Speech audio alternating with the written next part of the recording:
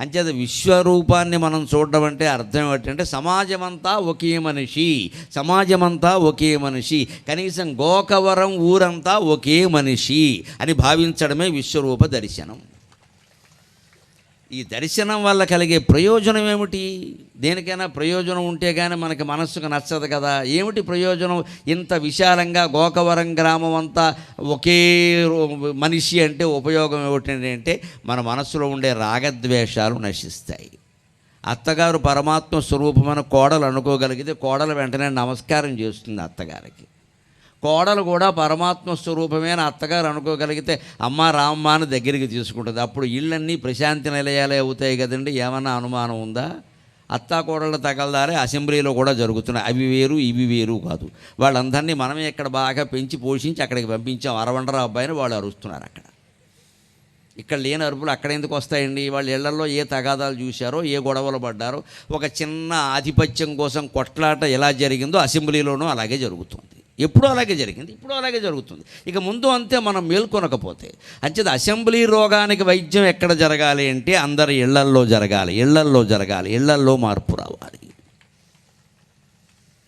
ఓ చిన్న ప్రసాదం పంచిపెట్టడానికో, ఇంటికి వచ్చిన వాడికి ముష్టి వేయడానికో అత్తాకోడళ్ళు ఇద్దరూ దెబ్బలాడుకున్నారు అంటే ఈ ఆధిపత్య పోరాటం ఎటువంటిదో, ముఖ్యమంత్రి పదవి కోసమో మంత్రి పదవి కోసమో ఇద్దరు నాయకులు దెబ్బలాడుకుంటున్నారంటే ఆ ఆధిపత్య పోరాటం కూడా అటువంటిది. తేడా ఏం లేదు ఇక్కడ.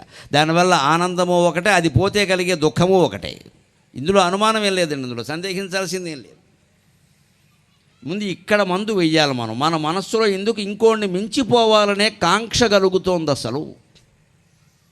ఆ మించిపోవడమే కాంక్ష అయితే ఈవేళ కాశ్మీర్ సరిహద్దుల్లో ఉండి మంచు కొండల్లో మంచినీళ్ళు తాగాలంటే మంచుగడ్డలు అరగంట కరిగిస్తే తప్ప చుక్క నీరు దొరకదు. ఆ చుక్క నీరు కోత్తో గొంతు తడుపుకుని ఎక్కడ పాకిస్తాన్ వాడు మన కంచె దాటి వచ్చేస్తాడో అని మోకాళ్ళ మీద కూర్చుని తుపాకీ పట్టుకున్న సైనికుడు ఏ ఆధిపత్యం కోసం పోరాడుతున్నాడు? ఆలోచించండి, ఆలోచించండి, ఆలోచించండి. మనం చచ్చిపోతున్నామే. ఇక్కడ చిన్న గ్రామ సర్పంచ్ పదవి కోసం హత్యలు కూడా చేసేందుకు సిద్ధపడిపోతున్నామే. అస్తమానం మీ కులమేనా, మా కులం ఉండదా? అస్తమానం నీ కుటుంబమేనా, నా కుటుంబం ఉండదా? ఎన్నాళ్ళు నీ కూడా తిరిగానే, నాకు పదవి రాదా అని రకరకాలుగా ప్రలోభపడిపోతున్నామే, రకరకాలుగా భయపడిపోతున్నామే. ఆ సైనికుడు కూడా ఒక్కసారి అస్తమానం నేను ఇలా మంచులో చచ్చిపోవలసిందేనా? నా పెళ్ళాం బిడ్డలు ఎక్కడో చిత్తూరు జిల్లాలో ఉంటారా, తూర్పుగోదావరి జిల్లాలో ఉంటారా? మన గోదావరి జిల్లాలో ఒక గ్రామం అంతా సైనికులేనండి. గోదావరి జిల్లాలకు ఎంత యోగం ఉందో గమనించండి. పశ్చిమ గోదావరిలో ఒక ఊరుంది, మొత్తం అంతా సైనికులే, ఊళ్ళో అంతా సైనికులే. ప్రతి కుటుంబం నుంచి ఒక సైనికుడు ఉంటాడు ఖచ్చితంగా. ఒక గ్రామం అంతా సైనికులు అయిపోయారంటే ఆలోచించండి ఎంత త్యాగం చేస్తున్నారో. వాళ్ళు కూడా ఇలాగే మనకు ఆధిపత్య పోరాటాలకు లోనై ఇంతంత కోట్లు మింగేసేటువంటి నాయకులు, ప్రజలు, వ్యాపారస్తులు ఉన్న చోట నేనెందుకు దేశం కోసం త్యాగం చేయాలి? నాకేమిటి పని? నా ప్రాణం పోగొట్టుకోవాలి, ఎందుకు పోగొట్టుకోవాలి అని బిపిన్ రావంత్కి రక్షణగా ఉన్న సాయి తేజ కానీ, సర్వసైన్యాధ్యక్షుడైన బిపిన్ రావంత్ గారు కానీ ఆలోచించి ఉంటే మనకి రక్షణ ఉంటుందా? మనకి రక్షణ ఉంటుందా? ఎంత నిస్వార్థ త్యాగమూర్తులు వాళ్ళందరూ. మనం ఆలోచించాలి ఆ విషయం. సైనికుల త్యాగం సామాన్యమైంది కాదు. పత్రికల్లో మీరు చదివి ఉంటారు, నేను స్వయంగా చూడలేదు కానీ దినపత్రికలు ఆదివారం పుస్తకాల్లోనూ వాటిలోనూ చదివి ఇంతంత మహానుభావుల గురించి అసలు ఏ తల్లి అయినా తన పిల్లలకి చెబుతోందా ఒరే సైనికులు చేస్తున్న త్యాగం ఇదిరా అని? చెప్పడం లేదమ్మా, నన్ను మన్నించండి. మహిళలు మారితే ప్రపంచం అంతా మారుతుంది. మహిళల ముందు దేశభక్తిని పిల్లలకి నూరు పోస్తే దేశం చాలా బాగుంటుంది, దేశం చాలా బాగుంటుంది. ఈ సభకి వచ్చిన మహిళలందరినీ నా మాతృస్వరూపంగా భావించి నమస్కారం పెట్టి కోరుతున్నా. పిల్లలకి సైనికుల గురించి చెప్పండి, పిల్లలకి సైనికుల గురించి చెప్పండి, పిల్లలకి రైతుల ప్రాధాన్యం గురించి చెప్పండి. మట్టి పిసుక్కునేవాడికి నా కూతురు ఏమన్నా వంకర మాటలు మాట్లాడకండి అమ్మా. మట్టి పిసుక్కునేవాడికి ఇవ్వకుండా ఇంకోటికి ఇస్తే పీక పిసికేస్తాడమ్మా, జాగ్రత్త. మట్టి పిసకడమే నయం. పీక పిసికేవాడి కంటే మట్టి పిసికేవాడు చాలా మంచివాడు. అమెరికాకి, ఆస్ట్రేలియాకి పంపిస్తున్నాం అమ్మాయిలను సంబంధాలు ఇచ్చి. వాడు విమానం దిగితే చాలు, ఏమిటో ఒక విమానంలోంచి అదో లగేజీ కూడా దిగుతుంది, వీడు కూడా దిగాడు. పెద్ద విషయం కాదు ఇక్కడ. అంతే, మా అల్లుడు విమానం ఎక్కాడు, మా అమ్ముడు విమానం ఎక్కాడు. వాడు అమ్మాయిని పాడెక్కించేస్తాడమ్మా. ఎక్కడెక్కడో ఎంత దూరం అయితే అంత గొప్ప, ఎంత డబ్బు ఉంటే అంత గొప్ప, ఎంత పదవి ఉంటే అంత గొప్ప అని ఆలోచిస్తున్నాం. కానీ మన ఊళ్ళోనే మనకు హాయిగా బంధువర్గంలోనే 10 ఎకరాల పొలం ఉన్న కుర్రాడు ఉన్నాడు కదా, మంచి చాకులో ఉన్నాడు, గుణపల్లా ఉన్నాడు. పుట్టే పిల్లలు కూడా గుణపల్లాగే ఉంటారని వాడికి ఇవ్వాలి మా పిల్లని తీసుకెళ్ళి. ఎందుకంటే వాడు శుభ్రంగా మినపరొట్టు తింటాడు, తేనె వేసుకొని తింటాడు, జొన్న రొట్టు కూడా తింటాడు, సంగటి అందులో నంచుకుంటాడు, రాగి సంగటి, శుభ్రంగా బలంగా ఉంటాడు. బలంగా ఉండేవాడికి పిల్లనిస్తావా, బలంగా తోసేసేవాడికి పిల్లనిస్తావా, అమ్మేసేవాడికి? శరీర బలం చూడాలి, ఆత్మబలం చూడాలి, మనోబలం చూడాలి, అప్పుడు పిల్లనివ్వాలి. డబ్బును కాదు చూడాల్సింది. ఇవాళ అదేమీ లేదండి, సాఫ్ట్వేరేనా, ప్యాకేజీ ఎంత, ప్యాకేజీయే, దాని కింద చాలా లీకేజీ ఉంటుంది. ఎన్ని లక్షల ప్యాకేజీ ఉంటే అంత గొప్ప. కానీ సాఫ్ట్వేర్ ఉద్యోగస్తుల్లో చాలామందికి పిల్లలు కలగడం లేదు. గమనింతురుగాక. నా పిల్లలుగానే భావించి చెబుతున్నా, వారికి కూడా విపరీతమైన ఒత్తిడికి లోనవుతున్నారు. కూర్చున్న చోటు నుంచి లేవడానికి వీల్లేదమ్మా. అందులో ఇవాళ వర్క్ ఫ్రమ్ హోమ్ వచ్చిన తర్వాత మరీ దారుణంగా ఉంది పరిస్థితి. రోజంతా అలా కూర్చోవడమే. పైగా ఇవాళ పత్రికల్లో మీరు చూసుంటారు, అలా రోజంతా కూర్చోవడం వల్ల ఒళ్ళు లావెక్కిపోయింది, మళ్ళీ దానికి సైకిల్ దొక్కుతట. అది తద్దినం అయితే, ఇది అధిక మాసం తద్దినం. ఇది ఒళ్ళు లావెక్కేలా చేసుకోవడం ఎందుకు, మళ్ళీ వ్యాయామాలు ఎందుకు, ఇక్కడ పని లేక అడుసు దొక్కనేలా కాలు గడగనేలా అని. అదే రైతు కుటుంబాల్లో పిల్లలు ఎవరైనా అలా ఒళ్ళు పెంచే అవకాశం ఉందండి. పొలం వెళ్ళాల్సిందే, వంగోవాల్సిందే, ఎండకి ఎండిపోవాల్సిందే, వానకి తడిసిపోవాల్సిందే, చలికి వణికిపోవాల్సిందే, మధ్యాహ్నం వరకు అక్కడ ఉండాల్సిందే. పెళ్ళాం తెచ్చినటువంటి కూడు ఇద్దరూ కలిసి కూర్చుని హాయిగా 2 ముద్దలు ఆనందంగా రైతు బిడ్డ సినిమాలో ఎన్టీ రామారావు గారు చూపించాడే అటువంటి దృశ్యాలన్నీ అద్భుతంగా ఆస్వాదిస్తూ తినవలసిందే. అలా ఇంటికి వచ్చి ఆనందంగా గడవలసిందే. ఎందుకంటే గోకవరం గ్రామంలో 10 ఎకరాల పొలం కంటే సాఫ్ట్వేర్ ఉద్యోగస్తుడు గొప్పవాడు ఎలా అవుతాడండి? ఆలోచించండి దయచేసి. మన కళ్ళ ముందు అర్చకత్వం, పురోహిత్వం ఉంటే, పురోహిత వృత్తి ఉంటే పిల్లనివ్వట్లేదండి. మా వాళ్ళ అమ్మాయిలు కూడా సాఫ్ట్వేర్ వేసుకోవాలి, జీన్స్ ప్యాంట్ ఉండాలి, దాని నిండా కన్నాలే ఉండాలి, చెనుగులు ఉండాలి, బాగా అడుక్కునే వాళ్ళ ఒళ్ళంతా కన్నాలే, వేధవసంతా మంటెత్తిపోతూ ఉంటుంది ఇలాంటి గ్యాంగం చూస్తూ ఉంటే. నాకు ఇవాళ పరమానందంగా ఉంది. ముందు కూర్చున్న వాళ్ళు అందరూ తెల్లబట్టలు వేసుకున్నారు, శుభ్రంగా కద్దరు చొక్కాలు కూడా వేశారు, బాగా తెల్ల వేసి మెరిచిపోతున్నారు, తెల్ల కొంగల్లాగా సుఖంగా ఉన్నారు. ఇక్కడ ఈ జీన్స్ ప్యాంట్ ఒకటి ఏడును, ఇక్కడి నుంచి పైనుంచి కిందకి అన్ని చిల్లులే, ఏం కనపడొస్తుందో తెలియదు ఇందులోంచి. ఈ చిల్లు పైగా చింపేసి ఎంత చినిగిపోతే అంత గొప్ప, అంత ఖరీదు గొప్ప. నిజానికి అమెరికా, ఆస్ట్రేలియా నేను చాలాసార్లు వెళ్ళొచ్చాను. అమెరికా ఎప్పటికో 10 సార్లు వెళ్ళాను. ఆస్ట్రేలియా కూడా సతీ సమేతంగా 2-3 సార్లు వెళ్ళొచ్చాను. వాళ్ళెవరికి ఇంత ఈ పిచ్చి వేషాల వ్యామోహం లేదండి. మన వాళ్ళే ఇలా ఉన్నారండి. వాళ్ళెవరు అలా ఉండరండి. వాళ్ళు పంచి కట్టుకోవడం, తెల్ల ప్యాంట్ వేసుకోవడం సుఖంగా భావిస్తున్నారండి. వాళ్ళు, నేను ఎక్కడైనా వాళ్ళకి ప్యాంటు చొక్కాతో కనపడితే వాళ్ళు అంటారు సరదాకి, మా ప్యాంటు చొక్కాలు మేము కూడా వేయగలమండి, ఇలాగే పంచి కట్టుకుని ఆస్ట్రేలియాలో మా కూడా రండి మీరు అంటారు. ఎందుకంటే వాళ్ళ గౌరవం పెరుగుతుందట ఇలా ఉంటే. ఇండియన్ డ్రెస్ అంటారు. వాళ్ళ గౌరవం పెరుగుతుంది. వాళ్ళు అదే ఆశిస్తున్నారు. మనం ఎక్కడి నుంచి ఏదో పంపిస్తే వాళ్ళు అదే ఆశిస్తున్నారు. మనం ఎలా ఉన్నాం ఆలోచన చేసుకోవాలి. అందుకోసమే ఒక్క మాట నేను చెప్పదలుచుకున్నది ఏమిటంటే, మీలో ఎంతమంది పత్రికలు చదివారో, సైనికుల జీవితాలు స్వయంగా చూశారో నాకు తెలియదు. నేను పత్రికల్లో చదివాను. అంతేకాదు, నా రెండో కొడుకు పిల్లనిచ్చినటువంటి మావగారు స్వయంగా సైన్యంలో పనిచేసి రిటైర్ అయినటువంటి వ్యక్తి. నేను ఆ వ్యక్తి కారణంగా ఆ సంబంధాన్ని అంగీకరించాను. సైన్యంలో పనిచేసి రిటైర్ అయిన వ్యక్తి. ఆయన ద్వారా నేను ఇటీవల ఏడాదిగా, మా వియ్యంకుడు గారు కాబట్టి అన్నీ పలకరించిన, సైన్యం విశేషాలు ఎలా ఉంటాయి, ఎక్కడెక్కడ ఎలా ఉంటారు, మీరు ఎక్కడెక్కడ పనిచేశారు, ఆయన ఏదో ఆఫీసు పని చేసిన, అంతా సైన్యంలో పనిచేయవలసింది. ఆఫీసు పని చేసిన వాళ్ళు కూడా ఏడాదైనా తుపాకు పట్టుకోవలసిందే, ఒక్క ఏడాదైనా కనీసం, లేకుండా ఉండదని అక్కడ ఆయుధం పట్టుకోవలసింది.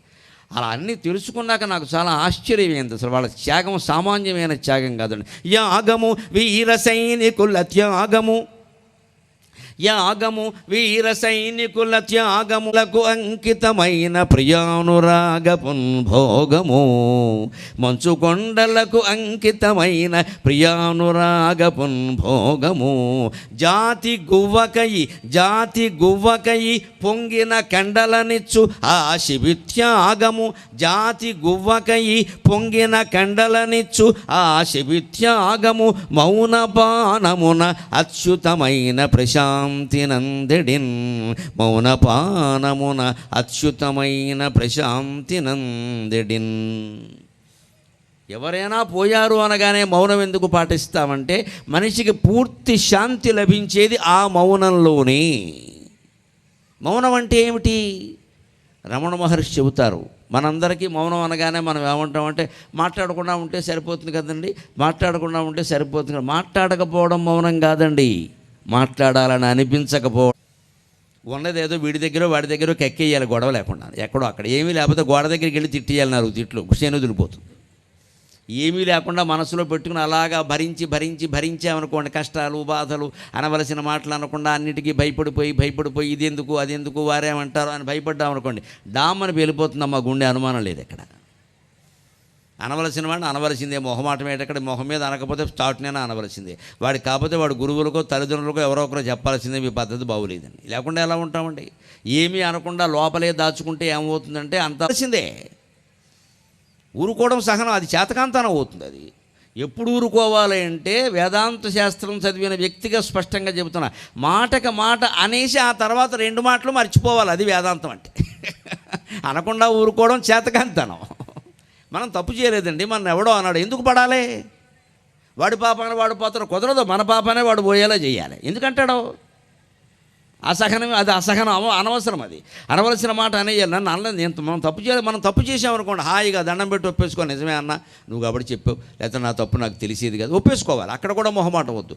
మనం చేయకుండానే వాడు అపార్థం చేసుకుంటే స్పష్టం చేయండి విషయాన్ని. నువ్వు అపార్థం చేసుకుంటున్నావు అబ్బాయి, నేను ఆ పద్ధతిలో నేను అనలేదు, ఆ పని నేను చేయలేదు అని చెప్పండి. అప్పటికే ఏదో అనడానికి పోవాయా నీ మాట ఏమిటి అని అనేయండి ఓ మాట.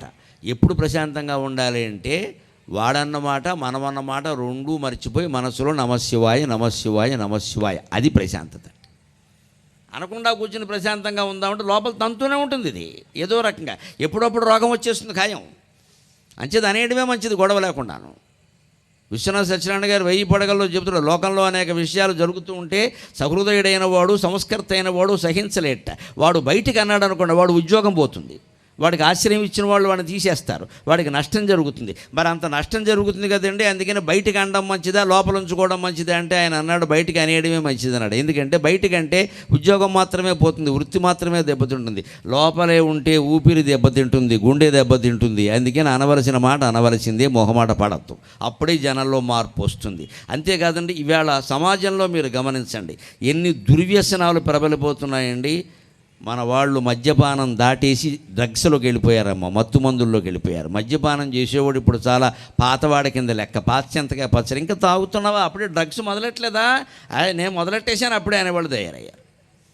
వీళ్ళు మద్యపానం సమస్య కాదండి, మత్తు మందులు సమస్య, గంజాయి సమస్య. ఆ స్థితికి వెళ్ళిపోయిన సమాజం. ఎందుకంటే మద్యపానాన్ని మనం ఆమోదించేశాం. కోట్ల ఆదాయాలు వస్తున్నాయి, ఏ ప్రభుత్వమైనా ఆమోదించేస్తుంది. ఊరూరా పెట్టేస్తారు దుకాణాలు, శుభ్రంగా అమ్మేస్తారు. మళ్ళీ అప్పుడు రేపొద్దున పేపర్లో వార్తలు చూసినప్పుడు 70 ఏళ్లవాడు 5 ఏళ్ల అమ్మాయిని మానభంగం చేసేట అనగానే కౌన్సిలింగ్ ఇవ్వాలి. ఏమిస్తావు కౌన్సిలింగ్? మద్య దుకాణాలన్నీ మూసేస్తే మానభంగాలు ఆగిపోతాయి, ఖచ్చితంగా చెబుతున్నా. మద్యం ఆగిపోతే మానభంగం ఉండదన్న దేశంలో. చప్పట్లు కొట్టలేరు మీరు, మీకు ఎవరికి నచ్చదు ఈ మాట. ఎందుకంటే మనమే సారా వ్యాపారం కదా, మన వ్యాపారాలు దెబ్బతింటే ఎందుకు కొడతాం? బాగా జనం తాగి చెడిపోతే మనకు ఆనందంగా ఉంటుంది. అటు చెడిపోతే మనకే, మన కూతురు పెళ్ళికి 3 కోట్లు ఖర్చు పెట్టాం, ఎందుకంటే సారా వ్యాపారం చేసి. వ్యాపారం చేసేవాళ్ళలోనే రావాలి ఈ మార్పు. నేను చూసే చెబుతున్నాను. నిన్నగాక మొన్న 2వ తారీఖున జంగారెడ్డిగూడెంలో నేను శివపార్వతుల కళ్యాణం మీద ఆధ్యాత్మికమైన ప్రసంగం చేస్తుంటే అక్కడ కార్యకర్త నా గురించి మాట్లాడుతూ గురువుగారి మాటల యొక్క ప్రభావం చాలా ఉంది, ఆయన ఆచరిస్తున్నారో లేదో అంటారు. వినడం కాదు, ఆచరిస్తున్నారు. దానికి ఉదాహరణ నేను ఇప్పుడే రుజువు చేస్తాను. మద్యపానం గురించి గురువుగారు వేసినటువంటి చురకలు బాగా పట్టి ఒక పెద్ద మనిషి ఆయనకు వచ్చే కోట్ల రూపాయల ఆదాయాన్ని వదిలేసి మద్యపానం వ్యాపారం మానేశాడు అని చెప్పాడంటే నేను సాధారణంగా కార్యకర్తలు ఏదో కొంత అతిశయోక్తిగా మాట్లాడుతూ ఉంటారు. మేము వెనకాల అనుకుంటూ ఉంటాం, ఆయన ఏదో పొగుడుతున్నాడులే అని మేము గర్వం రాకుండా నమశివాయ అనుకుంటూ ఉంటాం మనస్సులో. అని ఏదో అంటున్నాడులే అనుకోలేదు, ఆ వ్యక్తి ఇక్కడే ఉన్నాడు అన్నాడు కార్యకర్త. ఆయన అందరిలోంచి లేచి వచ్చాడు, నిజమే అన్నాడు. నేను సరదాగా అడిగాను, బాబు మీకు ఎంత వస్తుంది ఆదాయం అన్నాను. ఒక ఏడాదికి ఆయన వాటా కింద 2 కోట్లు వస్తుందిటమ్మా, 5గురు వాటా, అది అంటే 10 కోట్ల ఆదాయం. లాభాలు అన్ని ఖర్చులు పోను లాభాలు ఏడాదికి 10 కోట్లు. అందులో ఆయన వాటా 2 కోట్లు. 2 కోట్లు పోయినా మంచిదే, ఇంతమందికి జబ్బు తెప్పించేది నాకు డబ్బు అవసరమా అని మీ మాటల వల్ల నేను గ్రహించుకున్నానండి, మానేశాను అంటే అతను నాకు దండం పెట్టకముందే నేను ఆయనకి దండం పెట్టాను. చాలయ్యా, నేను కోరుకునేది ఇదే. తాగేవాళ్ళు మానేస్తే మంచిది అని దుకాణాల వాళ్ళు అంటారు. దుకాణాల వాళ్ళు అమ్మకుండా ఉంటే మేమెందుకు తాగుతామని తాగేవాడు అంటాడు. వారు తాగుతూ వీరు అమ్ముతుంటే మేమేం చేస్తామంటే శుభ్రంగా ఎక్సైజ్ పేరు మీద ఏడాదికో 25,000 కోట్లు వసూలు చేసుకుంటామని ప్రభుత్వం వారు అంటారు. మొత్తం మీద మద్యపానం ఎవరు మానిపించాలంటే శ్రీ మహావిష్ణువు దిగొస్తాడా? దుర్వ్యసనాలు ఏవి మనం మానకుండా అత్యాచారాలు జరిగాయి, అనాచారాలు జరిగాయి అంటే జరగవా? తాగిన వాడికి ఏమైనా మెదడు ఉంటుందా? అది కూతురో తల్లో మనవరాలో వాడికి తెలుసా? ఇవాళ ఆ స్థాయి దాటి మత్తుమందుల స్థాయికి వెళ్ళిపోయారే. మరి ఇంత అవినీతి దేశంలో మండిపోతూ ఉంటే, ఇన్ని దుర్వ్యసనాలతో దేశమంతా దగ్ధమైపోతూ ఉంటే, మన సైనికులు ఎక్కడ ఎలా ఉన్నారు అంటే, నిన్న మరణించిన సాయి తేజ సహా, ఆ రోజే మరణించిన మహానుభావుడు బిపిన్ రావంత్ సహా 43 ఏళ్ల సర్వీసులో సర్వసైన్యాధ్యక్షుడయ్యాడు. ఆయన చిన్న సైనికుడిగా ఉద్యోగాన్ని మొదలుపెట్టి వాళ్ళు ఎలాగున్నారు అంటే, సైయాగము వీర సైనికుల త్యాగము, సైనికుల త్యాగం ఒక యాగం లాంటిది. అంతేకాదు ప్రాణ సమాన సంస్కృతి త్యాగము. సంస్కృతి అంటే సంసారం, సంస్కృతి కాదు ఇక్కడ, కల్చర్ కాదు, సంస్కృతి సకారానికి రుత్వం అన్నమాట. సంస్కృతి అంటే సంసారం, ప్రాణప్రదమైన సంసారానికి దూరంగా ఉన్నారు వాళ్ళు. మనం ఉండగలమా అండి? మనం ఉండగలమా? కొత్తగా పెళ్ళైన వాళ్ళని ఆషాఢ మాసం కాస్త దూరంగా ఉండమంటేనే ఏమైనా అవకాశం ఉందా అంటాడు. ఇక్కడ ఓ నెలలు ఉండలేడు ఈ పెద్ద మనిషి. మళ్ళీ ఇదే పెద్ద మనిషిని 3 ఏళ్ళు అయి పెళ్ళయ్యాక, ఏమయ్యా మీ ఆవిడ ఎక్కడుందంటే నాకేం తెలుసు అంటాడు. పట్టించుకో మానేశాడు. అయిపోయింది, మోజు తీరిపోయింది. ఇంతే. ఇంకా పెళ్ళైన మొదటి సంవత్సరం భార్య మాట భర్త వింటాడు, 2వ సంవత్సరం భర్త మాట భార్య వింటుంది, 3వ సంవత్సరం నుంచి వీళ్ళిద్దరూ ఒకళ్ళ మాట ఒకళ్ళు వినరు, వీళ్ళిద్దరి మాటలు ఇరుగు పొరుగు వింటూ ఉంటారు. మరి మన భార్యా పిల్లలను వదిలిపెట్టి దూరంగా ఉండడానికి మనం ఎంత బాధపడతాం కదా. ఏ మేస్టార్నో లేకపోతే ఇంకెవరినో ఉద్యోగస్తున్నో ప్రభుత్వం వారు అత్యవసరమై, బాబు రాజమండ్రి కాదు రంపచోడవరం వెళ్ళి పని చేయవయ్యా అనగానే వెంటనే ఎమ్మెల్యే గారిని పట్టుకుంటాడు కదా. నాకు కుదరదండి, మా ఆవిడ ఎక్కడ ఉందండి, మా పిల్లలు ఎక్కడ చదువుతున్నారని, చదువులు చెడిపోతాయండి, నా జీవితం అంతా నాశనం అయిపోతుందని మాట్లాడతాడు కదా. మరి రంపచోడవరంలో ఎవరు పని చేయాలండి? ప్రతి బదిలీకి మనం రికమెండేషన్లు చేయించి నాయకులు వెనకాల తిరిగితే, వాళ్ళ అవసరాల కోసం వాళ్ళు ఏవో చేయిస్తూ ఉంటే, రంపచోడవరంలో ఎవరు పని చేయాలి? మారేడుమిల్లిలో ఎవరు పని చేయాలి? అక్కడ పిల్లలకి ఎవరు చదువు చెప్పాలి? అక్కడ పిల్లలకి ఎవరు వైద్యం చేయాలి? మన పిల్లలంతా డాక్టర్లు, ఇంజనీర్లు అమెరికాలో, ఆస్ట్రేలియాలో ఉంటే, రంపచోడవరంలో ఇవాళకి కూడా ఒక చూలెంతరాలు పురుడు పోసుకోవాలంటే 4 మంచం సవారీ పట్టి తీసుకెళ్లాల్సిన పరిస్థితి ఉంది మన మారుమూల గిరిజన ప్రాంతాల్లో. వారికి ఎవరు వైద్యం చేయాలండి? ఆలోచించండి. వైద్య వృత్తిలో ఉన్న పిల్లలు కలిగిన తల్లిదండ్రులందరికీ నమస్కారం పెట్టి కోరుతున్నా, మీ పిల్లలు ఏ దేశంలో చదివినా మంచిదే, వైద్యం మాత్రం ఇక్కడే చేయాలి అని కోరండి. ఇక్కడ నేను చదివించిన దండగని చెప్పండి. చప్పట్లు కొట్టారు, సంతోషం. మంచిని మెచ్చుకునే జనం ఇంకా ఉన్నారు. ఆ మార్పు రానంత వరకు దేశం బాగుపడదండి. అంతవరకు గరిగిపాటి కంఠం అరుస్తూనే ఉంటుందమ్మా, అరిగిపోయేలా అరుస్తూనే ఉంటుంది. ఎవరు మారారు ఎవరు లేదు నాకు అనవసరం. భగవంతుడు నాకు వాక్శక్తి ఇచ్చాడు, నేను అరుస్తూనే ఉంటాను. మార్పు వస్తుంది. ఈ దేశంలో మార్పు ఎప్పుడు ముందు నెమ్మదిగా వస్తుంది. 10 మంది మారడానికి 10 ఏళ్ళు పడుతుంది. కానీ ఆ 10 సంఖ్య 1000 కావడానికి 10 రోజులు చాలండి. మన దేశం విశేషమేది. ఆ 1000 లక్ష కావడానికి, 1,00,000 కోటి కావడానికి 6 నెలలు చాలండి. అవుతారండి ఖచ్చితంగా. ఆ మార్పు మనస్సులో నాటుకోవాలి, బాగా నాటుకోవాలి. నిజమే కదా, నేను చేస్తున్న తప్పే కదా. ఇక్కడ పుట్టామా, ఇక్కడ పెరిగామా, మన పిల్లలు లండన్లో వైద్యం నేర్చుకోనియండి అమ్మా. ఇక్కడ మెడికల్ కాలేజీలన్నీ పనికిరావని అనుకుందాం, నేర్చుకోనియండి. ఎక్కడ వైద్యం చేయాలి? లండన్లో చేస్తాడా, లేదా హైదరాబాద్లో చేస్తాడా, రంపచోడవరంలో చేయడా, కనీసం గోకవరంలో చేయడా, రాజమండ్రిలో చేయడా? మన పిల్లలకు మనం చెప్పొద్దా? నేను చదివించింది ఎందుకు రా పని లేక, ఇక్కడ ఊళ్ళో అందరూ జనం వైద్యం లేక చచ్చిపోతూ ఉంటే అక్కడ వెళ్ళి చేస్తావు అని అనొద్దా? మన పిల్లల మటుకు హాయిగా మనం అక్కడ పెట్టేసేసి, ఇక్కడ మాత్రం ప్రజలకు ఏమిటంటే, సామాన్య ప్రజలు, పేద ప్రజలు కాబట్టి మీకు ఒక ఆర్ఎంపీని ఇస్తాం, నీ ఇంట్లోనే ఆర్ఎంపీని పెట్టుకో, ఎంబీబీఎస్ని మాకు ఇచ్చేయి. ఈ స్వార్థం ఆలోచన మాననంత వరకు ఎన్ని సభలు మనం పెట్టుకున్నా, కార్యకర్తలు ఎంత శ్రమపడినా, మేమెంత శ్రమపడి వాగినా జరిగేదేం లేదమ్మా. నేను చెబుతున్నా మొహమాటం వల్ల, నా కుటుంబంలో నా 2 పిల్లల్ని మీరు విదేశాలు వెళ్ళడానికి వీల్లేదు, చదువు ఇక్కడే, ఉద్యోగం ఇక్కడే, చదివాను ఇక్కడే చేసుకుంటున్నారమ్మా. వాళ్ళు ఏమీ లక్షలు సంపాదించట్లేదమ్మా, చాలా సామాన్యమైన ఉద్యోగాలు చేస్తున్నారు మా 2 పిల్లలు కూడా. 2కి పెళ్ళిళ్ళు చేసాం, కోడళ్ళు వచ్చారు, మనవరాలు కూడా పుట్టింది. సంతోషంగా ఉన్నాం. నేను విదేశాలు పెడతాను అంటే ఎందుకు, ప్రసంగాలు వాళ్ళు పిలుస్తున్నారు కాబట్టి అంతే, వచ్చేస్తాను వెంటనే. నేను నెలల నుంచి అక్కడ ఉన్నాను, నాకేం పని, నా దేశమే నాకు ముఖ్యం. అది కూడా ఇప్పుడు రేపు జూలైలో అమెరికా రమ్మని పిలుస్తున్నారు, వాళ్ళతో కూడా నేను చెప్పాను, ఇక్కడ ఏమీ కార్యక్రమాలకు ఇబ్బంది లేకపోతే నేను వస్తా, లేకపోతే నా దేశమే నాకు ముఖ్యం, నా గోదావరి జిల్లాలే నాకు ముఖ్యం, నా ఆంధ్రదేశమే నాకు ముఖ్యం, నా తెలుగు వాళ్ళే నాకు ముఖ్యం. వీళ్ళ తర్వాతే మీరు ఎవరైనా, నాకు ఖాళీ ఉంటే వస్తాను, లేదా లేదు. ఈ మార్పు నేను చేసే మీకు చెబుతున్నా, దయచేసి ఆలోచించండి. ఎక్కువగా ఈ ఎంతసేపు ఈ డబ్బు సంపాదించడం మీదే దృష్టి పెట్టకండి. ఎందుకంటే మన దేశాన్ని రక్షిస్తున్నటువంటి సైనికుల త్యాగం ఎలాంటిది అంటే సంసారాలు వదిలేశారు. ప్రాణ సమాన సంస్కృతి త్యాగం, ప్రాణంతో సమానమైన సంసారాలు వదిలేశారు. అంతేకాదు మంచు కొండలకు అంకితమైన ప్రియానురాగపుంభోగము, వాళ్ళ భార్యలతో వాళ్ళ భర్తలతో వాళ్ళు ఆనందంగా గడపలేరు. ఇవాళ ఆడవాళ్ళు కూడా సైన్యంలో చేరుతున్నారండి, మహిళలు కూడా చాలా ఉన్నత స్థానాల్లో ఉన్నారు. మరి వాళ్ళు కూడా కుటుంబాలకు దూరంగా ఉన్నట్టే కదా. ఆ భర్త ఎక్కడో ఉంటాడు, ఈ భార్య ఎక్కడో ఉంది, ఏదో ఈ భార్య ఎక్కడో పల్లెటూళ్ళలో ఉంది, ఈ భర్త ఎక్కడో సైన్యంలో ఉన్నాడు, ఇవన్నీ ఉన్నట్టే కదా. వాళ్ళకి ప్రేమ కలిగింది, భార్యకి ఏదో చెప్పాలి అనుకున్నాడు. ఎక్కడ చెబుతారండి? ఫోన్ మాట్లాడడానికి కూడా అవకాశం ఉండదమ్మా సైనికులకి. సైన్యంలో కాస్త ఉన్నతాధికారులు అయితే వాళ్ళ ఫోన్లు వాళ్ళ దగ్గర ఉండవు, నాకు తెలిసిన సమాచారం. అంత నిర్బంధంలో ఉంటారని నాకు తెలియదు. కింద సెక్రటరీల దగ్గర ఉంటాయి, కొంతమంది నిఘా ఉంటారు, వాళ్ళ దగ్గర ఉంటాయి. ఎందుకంటే వీళ్ళు ఏం మాట్లాడుతున్నారో వాళ్ళు గమనిస్తారు. పోలీస్ శాఖలో కానీ సైన్యంలో కానీ ముఖ్యమైన అధికారులు స్వతంత్రంగా ఫోన్ మాట్లాడడానికి కూడా అవకాశం ఉండదమ్మా. నిఘా ఉంటుంది, ఎప్పటికప్పుడు నిఘా ఉంటుంది. మధ్యలో బతుకుతున్నారు వాళ్ళు. భార్యతో కూడా ప్రేమగా 4 మాటలు మాట్లాడడానికి లేదండి అక్కడ. ఆ మంచు కొండల్లో బడి ఏడుస్తూ ఆ మంచు మొక్కలను దగ్గర పెట్టుకుని దాన్నే భార్య అనుకుని, దాన్నే కూతురు అనుకుని, దాన్నే కొడుకు అనుకుని, దాన్నే ముద్దు పెట్టుకుని ఆనందించాల్సిందే. మనకి మళ్ళీ పిల్లలను దగ్గర తీసుకుని ఫోటోలు దిగే అవకాశాలు వాళ్ళకి లేవండి. అంతమంది పైన వాళ్ళు ఏమైనా తక్కువ, వాళ్ళ సంఖ్య ఏమైనా తక్కువ? 5గురా 10 మందా? వేల మంది లక్షల్లో ఉన్నారండి మన సైనికులు. అన్ని లక్షల మంది సైనికులు లేకపోతే ఇవాళ పాకిస్తాన్ వాళ్ళ సమస్య కాదండి, చైనా వాడు సిద్ధంగా ఉన్నాడు దేశాన్ని మింగేయడానికి. అటువంటి వాడిని గెలవాలంటే ఎంతమంది సైనికులు ఉండాలి?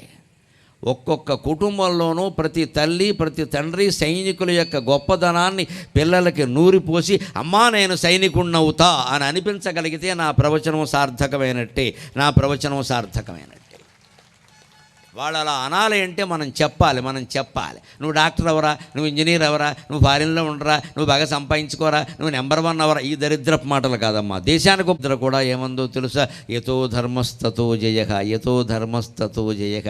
మనది ధర్మమే కాబట్టి తప్పకుండా జయిస్తావు నాన్న, వెళ్ళమంది. వచ్చాడమ్మా, పొద్దున్న బయలుదేరి వెళ్ళాడు. 9 గంటలకు యుద్ధానికి అభిమన్యుడు. సాయంత్రానికి కొత్త పెళ్లి కొడుకు శవం వచ్చిందమ్మా ఇంటికి. ఆ తల్లి భరించలేదా? ఆ భార్య భరించలేదా? దేశం కోసం ధర్మం కోసం యుద్ధం చేయడానికే మిమ్మల్ని కన్నాను అన్నటువంటి కుంతీదేవి సుభద్రాదేవి మనకి ఆదర్శం కావాలి. ఈ రోజున వాళ్ళు మన పడుతున్నారో ఆలోచించండి. మన పిల్లలు గొప్ప వైద్యులైతే అక్కడ పనిచేయాలి, అక్కడ పనిచేయమని చెప్పాలి. అసౌకర్యాలు ఉంటాయి, తట్టుకోవాలి.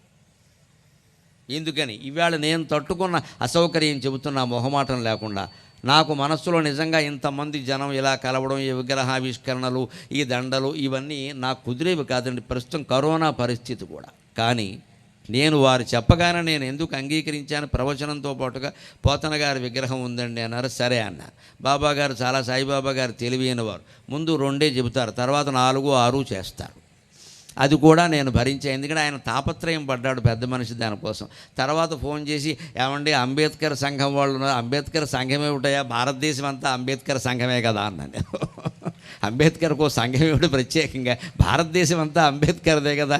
నేను ఆయన సంఘంలో వాడినేనయ్యా, ఏమిటి చెప్పన్నా? వాళ్ళు దండ ఏమిటయ్యా, నేను పాదాభివందనం చేస్తా. భారత రాజ్యాంగ నిర్మాత, నాకు పట్టిన అదృష్టం ఇవాళ ఆయనకి దండ వేసే యోగం పట్టింది నాకు. నేను అందుకే అక్కడ ఇందాక అంబేద్కర్ విగ్రహానికి దండ వేసి మొహమాటం లేకుండా చెప్పా. నేను ప్రవచనాలు మొదలుపెట్టిన రోజులో నా తల్లి పాదాలకి నమస్కారం చేసినప్పుడు ఇటువంటి దివ్యానుభూతిని పొందాను. అంబేద్కర్ విగ్రహానికి దండ వేసినప్పుడు నేను అటువంటి అనుభూతినే పొందాను. జాతి కుల మత లింగ భేదాలు లేకుండా, ఎటువంటి వివక్ష లేకుండా, విదేశీయుల చేతం ఆశ్చర్యపోయే రాజ్యాంగాన్ని రచించినటువంటి మహానుభావుడు ఆయన విగ్రహానికి దండేయడం మన అదృష్టం అండి. ఇవాళ ఇవన్నీ నిజానికి ఒక ప్రవచనకర్తకి మీరు ఆలోచించండి, ఇవన్నీ ఇబ్బందిగా ఉంటాయి. మేము నేరుగా వేదిక దగ్గరికి వస్తాం, కూర్చుంటాం, మాట్లాడతాం, 2 గంటల ప్రసంగం వెళ్ళిపోతాం. కానీ ఇవన్నీ నాకు ఇవాళ మొదట్లో ఇదేమిటి ఇలా అని అనిపించినా కూడా ఇంతమంది జనాన్ని దర్శించగలనా, అంబేద్కర్ విగ్రహానికి దండ వేయగలనా, అన్నమాచార్య విగ్రహం ఏకంగా ఆకాశం అంత ఎత్తు పెట్టారు ఏకంగా. అటువంటి ఆయన్ని చూసి అక్కడ ఏదో నేను ఆవిష్కరించాన్ని పేరు రాశారు. అన్నమాచార్యని ఆవిష్కరించడానికి నేనే వండండి, ఆయన ముందు నేనెంతండి, హనుమంతుడి ముందు కుప్పిగింతల్లాగా. ఈ అదృష్టాలు మళ్ళీ పడతాయా? ఈ ప్రజల కోసం, ఈ అభిమానం కోసం ఈ పని మనం చెయ్యాల్సింది అని అసౌకర్యాలున్నా నేను హాయిగా ఆనందంగా భరించాను, అలా ఆస్వాదించాను. నేను ఆస్వాదించాను. 4 గంటలకు పావు తక్కువ 4కు బయలుదేరాం రాజమండ్రిలో. నేను మూట కట్టుకున్న ఒక అనుభూతి ఉందే ఈ విగ్రహ ఆవిష్కరణ ద్వారా, ఈ పనులు చేయడం ద్వారా. ఈ అనుభూతిని నేను ఎప్పటికీ మర్చిపోలేను. ఇంతమంది జనం నన్ను ఆదరిస్తున్నారు, నా కోసం చూస్తున్నారు, నేను వస్తే చాలని భావిస్తున్నారు. అందులో మహిళలు వాళ్ళ బిడ్డగా భావించి నన్ను ఆశీర్వదించారు. అందరూ మాతృమూర్తులు, వారికి నమస్కారం ప్రత్యేకంగా. వాళ్ళ అబ్బాయిని చూసినట్టే చూశారు, వాళ్ళ సోదరులను చూసినట్టే చూశారు. ఇంతమందిని నేను చూడగలనా అండి? నన్నంటే మీరు టీవీల్లో చూస్తారు, కానీ నేను ఎలా చూడాలి? ఆ అదృష్టం నాకు పట్టింది. అంతే, జీవితంలో ఏదైనా అంతే, అలాగే భావించాలి. లేకపోతే అక్కడ సైనికులు చేసిన త్యాగాలన్నీ వృధా అయిపోతాయి. మంచు ముక్కలకు అంకితమైన ప్రియానురాగ పున్భోగము. అంతేకాదు, సైనికుల త్యాగం సామాన్యమైంది కాదండి. జాతి గువ్వకయి పొంగిన కండలనిచ్చున శిబిత్యాగము. వెనక శిబి చక్రవర్తి అని ఒక ఆయన ఉండేవాడు. ఆయన త్యాగం చాలా గొప్ప మాట. గుడి పావురాలకై తొడకోసి ఇచ్చిన భూమి సులేలిన పుణ్యభూమి కొన్నాను నేను. మొత్తం ఆదివారం దుకాణాలన్నీ మటన్ మటన్ మటన్ ఎక్కడ చూసినా మొత్తం వేలాడమే. ఇన్ని జంతువులను చంపేసి అడ్డగోలుగా తినేస్తూ ఉన్నాం కదా, ఏ జంతువు ప్రాణరక్షణకైనా మనం ప్రయత్నం చేశామా? ఈ దేశాన్ని పాలించే రాజు శిబి చక్రవర్తి ఒక పావురాన్ని డేగ తరుముతూ ఉంటే ఆ పావురం వచ్చి ఆయన కాళ్ళ మీద పడింది. అన్ని పావురాల్ని ఆయన రక్షించకపోవచ్చు, కానీ కాళ్ళ మీద పడింది. రాజు అంటేనే రక్షించేవాడు, అందుకని పావురానికి ఆయన అభయం ఇచ్చాడు. డేగ వచ్చింది వెనకాల, వెంటనే పావురాన్ని ఒళ్ళోకి తీసుకున్నాడు. పావురం చాలా ఆనందంగా ఉంది. రాజుగారు ఒళ్ళో ఉన్నాను, రాజుగారు ఒళ్ళో ఉన్నాను, నాకేమిటి, రాజుగారు ఒళ్ళో ఉన్నామంటే డీజీపీ గారి దగ్గర ఉన్నట్టే, ఇంక మనకేమిటి భయం, అందుకని హాయిగా ఉంది. కానీ కాసేపటికి డేగ వచ్చి, రాజా ఇది నేను వేటాడుతున్న పావురం, 2 రోజులు వేటాడితే నాకు ఆహారం దొరికింది అని మనుష్య భాషలో చెప్పింది. అంటే అవి దేవతలు, ఆ డేగ ఇంద్రుడు, ఆ పావురం అగ్ని. ఈయన పరీక్ష చేయడానికి వచ్చారు. ఈయనకు ఆ విషయం తెలియదు, అందుకే నేను పద్యంలో గుడిపావురాలు అన్నాను. దేవతలు ధరించినటువంటి రూపాలు అవి. అందుకని మనుష్య భాషలో మాట్లాడుతూ, నన్ను వేటాడుకున్న పావురం నీ నోటికాడ కూడు లాక్కుంటే నీకు ఎలా ఉంటుంది, నీ నోటి దగ్గర అన్నం లాక్కుంటే నీకు ఎలా ఉంటుంది, మరి నాకేనా అంతే కదా అంటే శిబి చక్రవర్తి అన్నాడు, అయ్యా నిజమే, నాకు ధర్మం తెలుసు. రాజ్యంలో ప్రజలతో పాటు జంతువులకు కూడా నేను రాజుని. సర్వాధికారి అంటే అర్థం ఏంటి? జంతువులను వదిలేస్తావా? అందుకనే ప్రభుత్వాల్లో ఉన్నవాళ్ళు గుర్తుపెట్టుకోవాలి, మానవుల ప్రయోజనాలు ఒక్కటే కాదు, నదులు, కొండలు, చెట్లు, వీటన్నిటినీ కాపాడడం ప్రభుత్వం బాధ్యతే. పర్యావరణ పరిరక్షణ ప్రభుత్వం యొక్క ప్రథమ బాధ్యత, ప్రధాన బాధ్యత. అన్నిటికీ ప్రభువే. ప్రభువు అన్నవాడు ఎప్పుడు అన్నిటికీ ప్రభువే, కొన్నిటికి ఉండదండి. అందుకని పావురానికి కూడా నేనే రక్షకుండా కదా, నేను రక్షించాలి కదా, అన్ని పావురాల్ని నేనేం రక్షిద్దామని ప్రయత్నం చేయలేదే, నా కాళ్ళ మీద పడిన దాన్నైనా నేను రక్షించాలి కదా అంటే ఆ డ్యాగంది, నేను 2 రోజులు కష్టపడి వేటాడాను, నా ఆహారం లేకపోతే నేనేం చేయను, నన్ను రక్షించడం నీ పూచీ కదా అని తర్కం ఇలాగే ఉంటుంది. వెంటనే రాజు అన్నాడు, డేగా నీకు మరో పావురం దొరికే అవకాశం ఉంది, ఈ పావురానికి మరో ప్రాణం ఉండే అవకాశం లేదు కదా అన్నాడు. అది ధర్మ సూక్ష్మం అంటే, అది ధర్మ సూక్ష్మం అంటే. అది ధర్మం వేరు, ధర్మ సూక్ష్మం వేరు. ధర్మం వేరు, ధర్మ సూక్ష్మం వేరు. సూక్ష్మం ఎలా ఉంటుంది అంటే, నిజమేనయ్యా నీ వేటాడుకున్నావు, నేను కాదని అనడం లేదు, కానీ ఒక పులి మేకని చంపేస్తూ ఉంటే మనం పనిగట్టుకుని రక్షించక్కర్లేదండి. అడవులకు వెళ్ళి రక్షించడం మన వల్ల కాదు, పులి మన చంపుతుంది.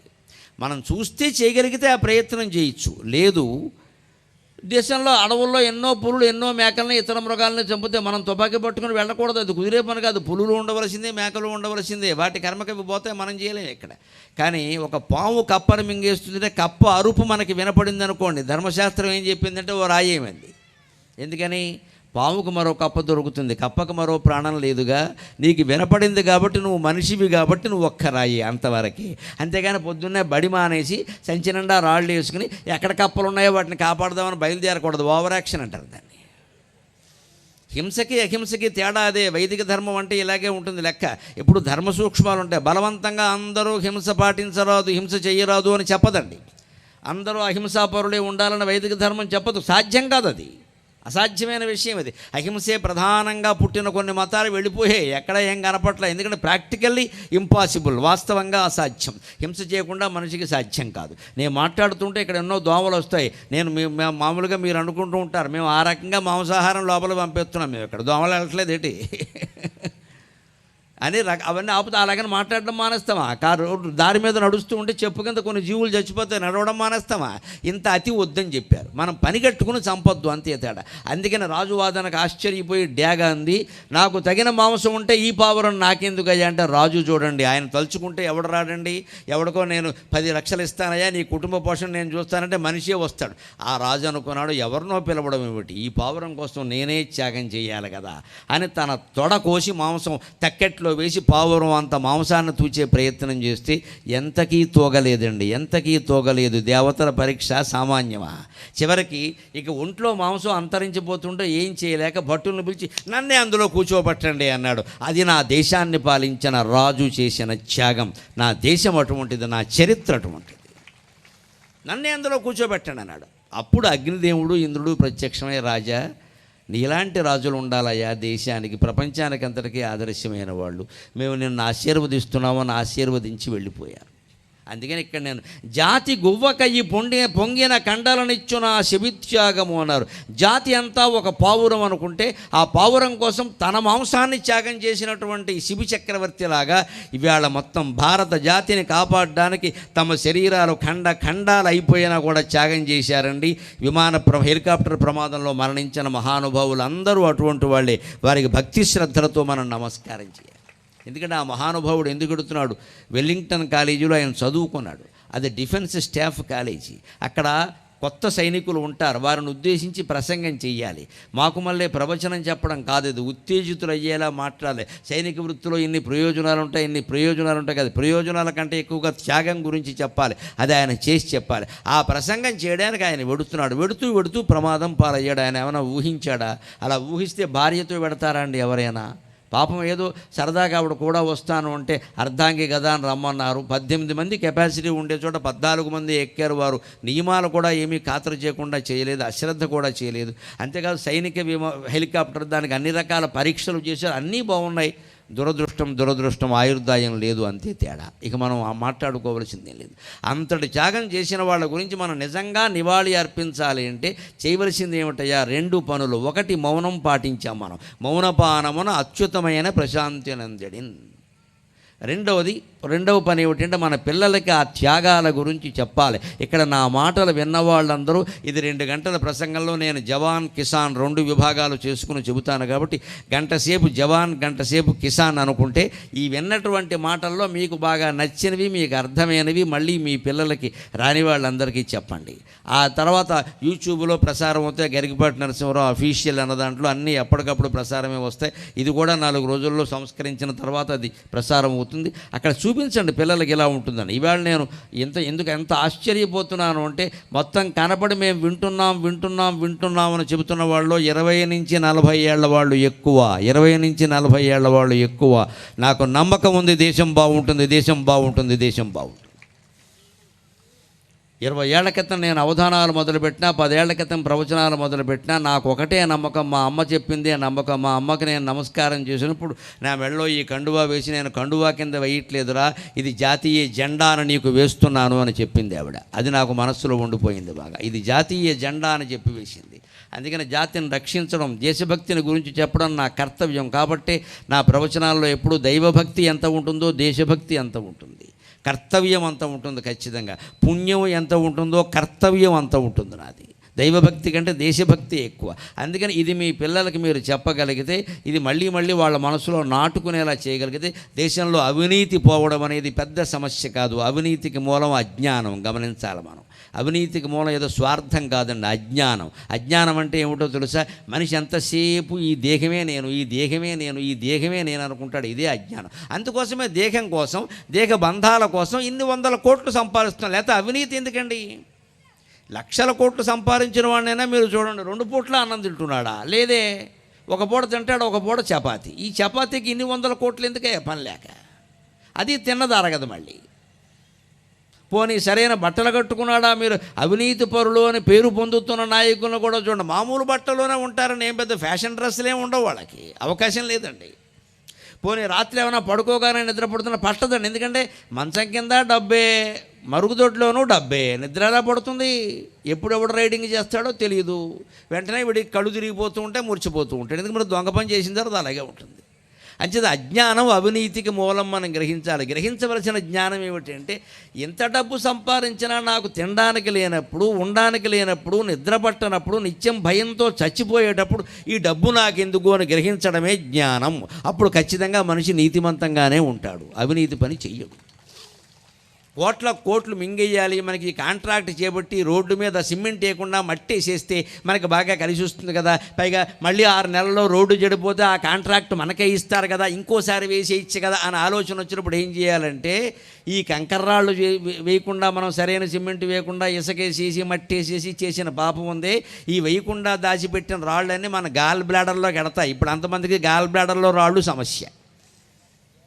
గాల్ బ్లాడర్ ఆపరేషన్ అంటాడు, అక్కడి నుంచి క్యాన్సర్ వచ్చిందంటాడు, దానికి ఆపరేషన్ అంటాడు. వీళ్ళు సంపాదించిన ₹1,00,00,000 క్యాన్సర్కి సరిపోయాయి మొత్తం. ఇక్కడ పెళ్ళాం బిడ్డలు ఏడవడం సరిపోయింది. అప్పుడు ఏమంటాడు, మంచం ఇప్పుడు ఎంత సంపాదించాం కానీ తినడానికి లేదా, ఆసుపత్రులకు పోసేసాం. మరి తెలియదా, మరి రోడ్డు అడ్డగోలుగా వేస్తే అలాగే ఉంటుంది. ఇక్కడ కాంట్రాక్ట్ ఒప్పుకున్నప్పుడు చెయ్యాలి కదా. 90% సిమెంట్ ఉండాలి కానీ 10% సిమెంట్ ఉండి 90% ఇసుకేస్తానంటే అలాగా ఎందుకు వేస్తాం మనం? డబ్బు కోసమే కదండి. డబ్బు ఎందుకండి? ఆలోచించండి. డబ్బు ఎందుకు? ఏం చేసుకుంటాం? మనకి మన పిల్లల కోసం. ఎవరికైనా ఈవేళ 10 మంది పిల్లలు ఉన్నారా? ఇక్కడున్న పెద్దవాళ్ళు, నా వయసు వాళ్ళు, 60 ఏళ్ళు దాటిన వాళ్ళు ఎవరిని పలకరించినా మీరు మేము అన్నదమ్ములం 5 అండి, అప్పచెల్లెళ్ళు 6 అండి ఇలా మాట్లాడతారు. మా కాలంలో ఉండేవారు. ఇవాళ ఎవరికీ లేరండి, మేమిద్దరం మాకిద్దరం అంతే. మూడోవాడు ఉంటే ఆక్షేపణే. 2 పిల్లలు మించి లేరా? లక్షల కోట్లు సరిపోవడం లేదా? ఇది అజ్ఞానం కాకపోతే ఏమంటారండి దీన్ని? ఈ దేహం కోసం, ఈ దేహంతో బంధం ఉన్న భార్య, భర్త, పిల్లలు, ఈ 4 సభ్యుల కోసం ఇంత దేశాన్ని మోసం చేయాలా? అంత సైనికులు కష్టపడి రక్షించిన దేశాన్ని, ఇంత రైతులు చెమటోడ్చి పండించి పోషిస్తున్న దేశాన్ని మనం మోసం చేయాలా? ఆలోచింతురుగాక మీరలు. ఈ అజ్ఞానం వదిలిపోతే అవినీతి ఖచ్చితంగా. అందుకోసమే ఆధ్యాత్మికత. లేకపోతే ఊరికే మాట్లాడే ప్రయోజనం ఏమిటి? అంచేతన ముందు దాని గురించి చెప్పాలి. రెండోది, మౌనం వల్ల ఏం ప్రయోజనం కలుగుతుంది అంటే, మౌనం అంటే ఇందాకే చెప్పుకున్నాం, మాట్లాడకపోవడం కాదు, మాట్లాడాలని అనిపించకపోవడం. మీరు ఇంట్లో అభ్యాసం చేయండి, ఇది చాలా ముఖ్యమైన మాట. ఇంట్లో అభ్యాసం చేయండి. పొద్దున్న ఒక అరగంట, సాయంత్రం ఒక అరగంట మీ ఇంట్లోనే కూర్చోండి. మళ్ళీ దానికి దేవస్థానం, దేవాలయం, నదీ తీరం అని వెళ్ళకండి. ఏం అవసరం లేదు అవన్నీ. మీ ఇంట్లోనే కూర్చోండి, మీకు వీలైన చోట కూర్చోండి. పొద్దున స్నానం చేసి కూర్చోండి, పాచిమోహంతో కూర్చోకండి. అలా ఉంటే ఏది పని చేయదు. స్నానం చేసి కూర్చోండి, ఉతికిన బట్టలు కట్టుకోండి. పట్టుబట్టలు అవసరమేం లేదు, దానికి ప్రక్రియ ఎక్కువ చేయొద్దు. పట్టుబట్టలు, ఆకులు, పువ్వులు, పీటలు, పసుపు, కుంకుమ ఇవన్నీ వేసరికి 10 అవుతుంది. పూజ తెవలది ఇక్కడ. మొత్తం వ్యవస్థ అంతా ఇక్కడే దెబ్బతింటుంది. ఈ మొత్తం ప్రక్రియలన్నీ చేరుస్తారు అక్కడ. 6 చెంబులు 16 గ్లాసులు పెడతాడు. వీడి మనస్సు అక్కడ చావదు. వీడి మనస్సు ఎక్కడ ఉందంటే, ఎవరు వచ్చారు? చౌదరి గారు వచ్చారా, రెడ్డి గారు వచ్చారా, వారు వచ్చారా, ఎమ్మెల్యే గారు, వారందరూ వస్తారు, సత్యనారాయణ స్వామి రాడు. వీళ్ళు ఎంతమంది వస్తే మనకేం ఉపయోగం? ఇక్కడ ఆర్భాటం, అంగు, కేటరింగు, వాళ్ళని పిలిచామా, వీళ్ళని పిలిచామా, దీనికోసం కాదమ్మా. అందుకే నేను ఈ పూజలు వ్యవస్థల్లో ఆర్భాటాలు వద్దని స్పష్టంగా చెబుతా. మీ ఇంట్లో మీకు వీలైన చోట పొద్దున్న ఒక అరగంట, సాయంత్రం ఒక అరగంట ఓ మూలకి వెళ్ళిపోయి కూర్చోండి. వీలైతే గడియ చెడతేసేసేయండి, ఎవడు రాకుండా. భర్త భార్య కూడా రావద్దు, మనం ఒక్కడమే ఉండాలి. పూర్తిగా మనస్సుని ఏకాగ్రం చేసి నమఃశివాయ నమఃశివాయ నమఃశివాయ. మీకు విష్ణుమూర్తి ఇష్టదైవమైతే నమో నారాయణాయ నమో నారాయణాయ నమో నారాయణాయ. మీకు అమ్మవారి ఇష్టదైవమైతే శ్రీమాత్రే నమః శ్రీమాత్రే నమః శ్రీమాత్రే నమః. ఏదో మీ ఇష్టదైవం యొక్క నామం మీదకి మనస్సు మళ్ళించి నెమ్మదిగా జపం చేయడం ప్రారంభించండి. ఒక్క 5 నిమిషాలు చేశాక మీరు దాని మీదే దృష్టి పెడితే ఏం జరుగుతుందో తెలుసా? ఆ నమఃశివాయ నామం మనస్సులో మోగుతూ ఉంటుంది. మనస్సు మౌనం అయిపోతుంది, ధ్వన్యాత్మకం అయిపోతుంది. మనస్సు ధ్వని మీదే ఉంటుంది. అది మనోమౌనం.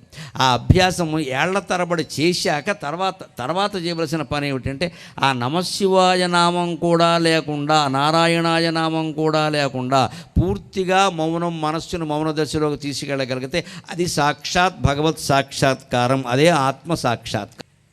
అభ్యాసం ద్వారా ఇంత తేలిగ్గా మనం ఆత్మ సాక్షాత్కారాన్ని పొందవచ్చు. ముందు ఒక రూపాన్ని ధ్యానించడం, తర్వాత ఆ భగవంతుడు నామం మీద దృష్టి పెట్టి నామధ్యానం చేయడం, తర్వాత నామరూపాలు 2 విడిచిపెట్టి దానికి ఆ నామం ఎక్కడి నుంచి ధ్వనిస్తుందో, ఆ రూపం ఎక్కడి నుంచి స్ఫురిస్తుందో అక్కడ దృష్టి పెట్టడం. పెడితే అది మౌనం. మనస్సు పూర్తిగా మౌనంలోకి వెళ్ళిపోయింది. అది గొప్ప ప్రశాంతినిస్తుంది. అక్కడ మీరే భగవంతుడు. ఆ భగవంతుడు వేరే ఎక్కడో లేడు. గుళ్ళో ఉన్న భగవంతుడు ఈ ఆత్మకి ప్రతిరూపం అంతే. నువ్వే స్వయంగా దేవుడు అని తెలుసుకుంటావు. ఇంక నీకు ఉండమన్నా ఈ కోరికలన్నీ ఉండవు. ఇక్కడ ప్రశాంతంగా ఉంటావు. నీకు వెళ్ళాలనిపిస్తే వెడతావు, లేకపోతే లేదు. ఎవరన్నా పిలిస్తే, అవసరం అనిపిస్తే వారి కోసం పెడతాం, మన కోసం మనం చెయ్యం. డబ్బు సంపాదన అంతే, బంధాలు అంతే, మమకారాలు అంతే, చేయవలసిన పనులు అంతే. అంత దివ్య స్థితికి చేరుకుంటాం. మౌనం అంత గొప్పది. అటువంటి మౌనం మనం పోయినప్పుడు, ఎవరైనా పోయినప్పుడు ఎందుకు పాటిస్తాము అంటే, ఆ 2 నిమిషాలైనా ఏ ఆలోచన లేకుండా, అంతగా ఆలోచన తప్పదనిపిస్తే భగవన్నామస్మరణ చేస్తూ ఉండగలిగితే ఆ 2 నిమిషాలే తర్వాత 2 గంటలుగాను 2 రోజులుగాను మారుతుంది అని పెద్దవాళ్ళ ఆశ. అభ్యాసం చేయండి అన్నారు. అందుకే అది మనం దృష్టిలో పెట్టుకుందాం. అందుకని ఆ సైనికుల త్యాగాన్ని గుర్తు చేసుకుంటూ ఇప్పుడు నేను మరొక్క మాట ప్రత్యేకంగా చెప్పాలి. సైనికులు అనగానే కేవలం దేశానికి రక్షణ కలిగించే సైనికులే అనుకోవద్దు. సైనికులకు మరొక రూపం మన పోలీసులు, మన రక్షక భటులు. వారిని సైనికులతో సమానంగా దివ్యంగా గౌరవించాలి. ఒక పోలీసు ఆజ్ఞాపించాడు అంటే శ్రీరామచంద్రుడు ఆజ్ఞాపించినట్టే. అదే శ్రీరామ రక్ష దేశానికి. ఇది కూడా చాలామందికి నచ్చదు. మనకు సదభిప్రాయం ఉండదు పోలీసుల మీద. కానీ పోలీసులను నేను చాలా గౌరవిస్తాను. వాళ్ళు ఎండ అనక వాన అనక, ముఖ్యంగా బీటు కానిస్టేబుల్ ఉంటాడు, ఆ జంక్షన్లో నిలబడి ఉంటాడు, దుమ్ము కొట్టుకుపోయి ఉంటుంది ముఖం. 8 గంటలు నిలబడిన తర్వాత మళ్ళీ డ్యూటీ ఎక్స్టెండెడ్ అంటే అయిపోయిందంటేనండి ఆయన పని. 16 గంటలు చేయాల్సిందేనండి. ఎంత కష్టపడుతున్నారండి పోలీసులు. ఏ సభకైనా రక్షణమునిత్తురు. అందుకే నాకు ఈ సభకు కూడా అన్ని ఏర్పాట్లు చేయడంలో సహకరించిన పోలీస్ సోదరుల మీద కూడా పద్యం చెప్పాలని నాకు అనిపిస్తుంది. ఏ సభకైనా రక్షణమునిత్తురు, ఏ సభకైనా రక్షణమునిత్తురు. దారి ప్రమాదమైనచో దూషిన బాణమట్లు పడి, దారి ప్రమాదమైనచో దూషిన బాణమట్లు పడి, దోషము గనుగొని సేవ చేతురు. దారి ప్రమాదమైనచో దూషిన బాణమట్లు పడి, దోషము గనుగొని సేవ చేతురు. ఆయాసము సైచి జాతికి సహాయమునర్తృ తుఫానులందు. ఆయాసము సైచి జాతికి సహాయమునర్తృ తుఫానులందు. పోలీసుల సేవలించద బళి బళి నరజాతికి రామరక్షలన్. నరజాతికి రామరక్ష పోలీస్ డిపార్ట్మెంట్. పోలీసు ఆజ్ఞాపిస్తే తండ్రి ఆజ్ఞాపించినట్టుగా భావించాలి. ఇవాళ మన సంస్కారం ఎంత దిగజారిపోయింది అంటే, అక్కడ పోలీసు ఉంటే ఎడంవే పెడతాడు, పోలీసు కనుక లేకపోతే కుడివైపు పెడతాడు. ఎందుకు వెళ్ళామంటే పోలీసు లేడుగా అంటాడు. అంటే అడుగడుక్కి పోలీసులు ఉంటారా? అమ్మాయిల మీద అత్యాచారాలు జరుగుతాయి, వెంటనే మనం విమర్శ చేసేటప్పుడు పోలీసులు ఏం చేస్తారు? నువ్వు తాగిచ్చేస్తే, నేను తాగమని వాడు చెప్పలేదే, తాగిన వాడే మాట్లాడతాడు ఈ మాట. అంటే వీడు చేసే పని వీడు మాండవు, అది పట్టుకోవాలి. దొంగ తాను చేసే దొంగతనానికి సిగ్గుపడకుండా నన్ను పట్టుకోకపోవడం పోలీసు తప్పు అంటే ఈ భాషకు వ్యాఖ్యానం ఎవరు చేస్తారండి? నువ్వు ముందు నీ పనికి నువ్వు సిగ్గుపడాలా వద్దా? ఆయన పట్టుకోవడం పక్కనట్టు.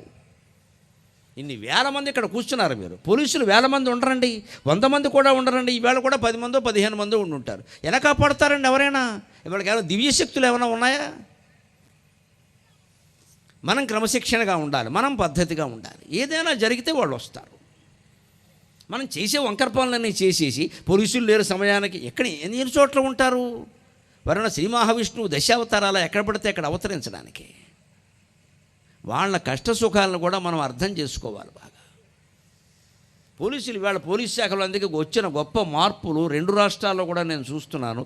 మిత్రమండలి కింద ఉండే ప్రయత్నం కూడా జరుగుతుంది.